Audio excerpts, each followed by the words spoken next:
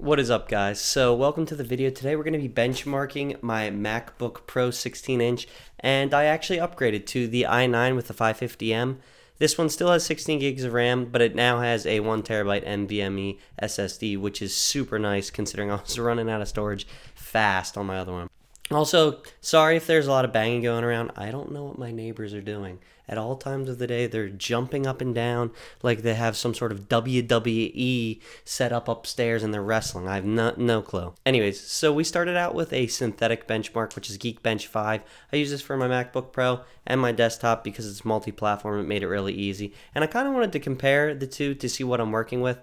My desktop is kind of old. I had the CPU for 2 years and the GPU is old. So it's got the i7-7700K, a GTX 780, and then 16 gigs of RAM with a Western Digital Black NVMe SSD. So the storage is fast, the RAM is just fine, it's DDR4, and the CPU is pretty decent, although a little bit old, but the GPU is kind of outdated. So I expected this laptop to be pretty close, maybe even faster, but I didn't expect the results, so let's check them out. If we look at Geekbench, my single score for my desktop was 1,246, while my multi-core is 4,670. So the single core is pretty good, and I thought it would be a lot better than my MacBook Pro considering the base frequency of this CPU is a lot higher at 4.21 gigahertz.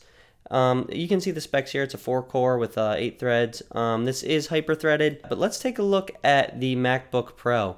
So if we look, the single core score is surprisingly close. It's 1,229, and I was surprised because the base frequency of the CPU is way slower at 2.3 gigahertz, although this does have potential for turboing depending on how the temperatures are, but I don't think it turboed that much during the testing. Hopefully it did, and it's not getting too hot, so I can take advantage of that. Now, where the CPU really took advantage was the multi-core, and I knew this was going to happen considering this has twice as many cores. This is an 8-core CPU with 16 threads, so you get kind of a big advantage there, which is really good for things like photo editing and video editing, where we see core count kind of actually make a difference. The biggest difference was definitely in the GPU, where my MacBook Pro has the 550M, but it's only the 4 gig model, so it's not the top of the line, it's kind of the second best.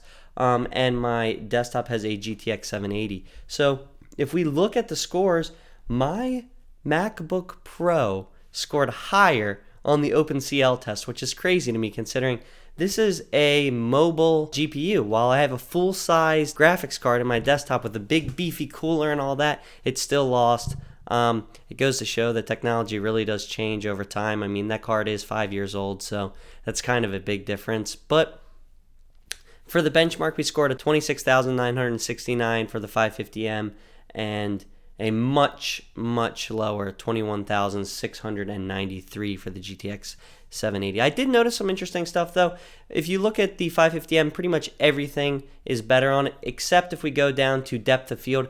Depth of field is much better on the GTX 780 than it is on the 550M. So I get it, the synthetic benches are cool and everything, but that shows no real world use, and I really don't like it. I included that because a lot of people go, oh, that's a good way to bench, and it was multi-platform, so it made it kind of easy to compare in a more scientific way than what I'm doing now.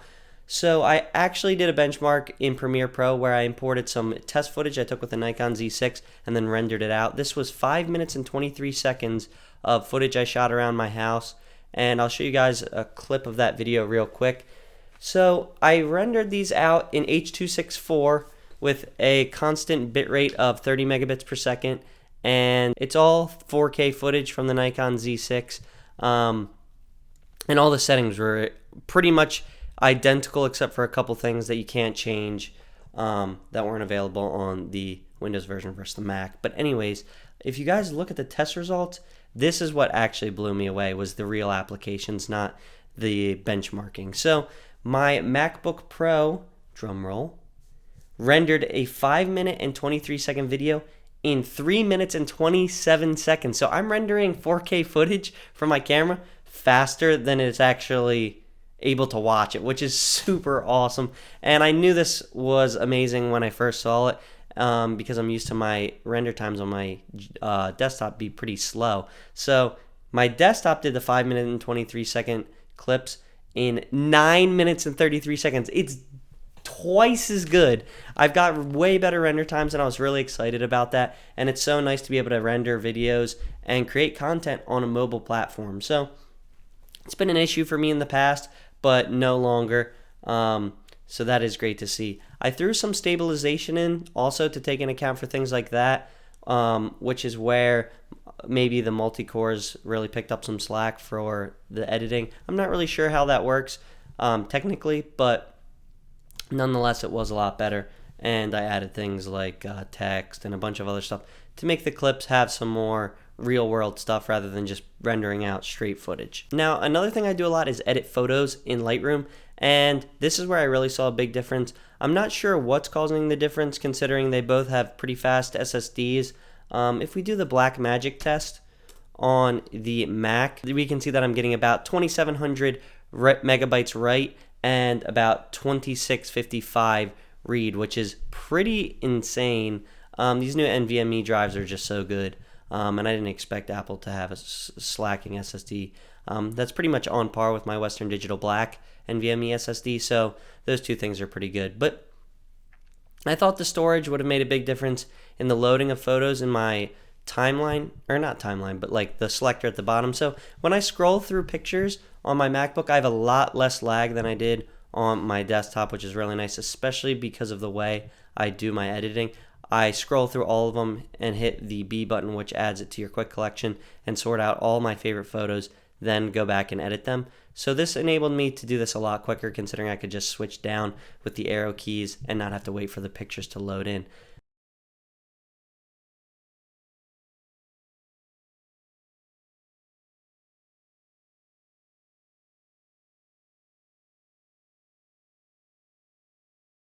Laptop a lot that requires some power is I do some streaming. So I host the podcast with my MacBook Pro. I plug my Rodecaster Pro, all my stuff into this. A couple cameras, this one and my D5300. It seems to stream just fine with OBS. Now it does heat up and get a little bit loud, but I have no problem streaming at 1080p 60 FPS, where we only run at about 30% CPU usage, which is pretty impressive. So that's awesome. And really, overall, this laptop has really, really good performance, as you'd expect for the top-of-the-line MacBook Pro. And if you've got an older laptop or desktop, this could definitely replace it and will perform. I'm really excited to have a workstation that I can use on the go, and I think it does really well on a lot of the tests. So anyways, thanks for watching, guys. If you enjoyed the video, please be sure to give it a like, and peace.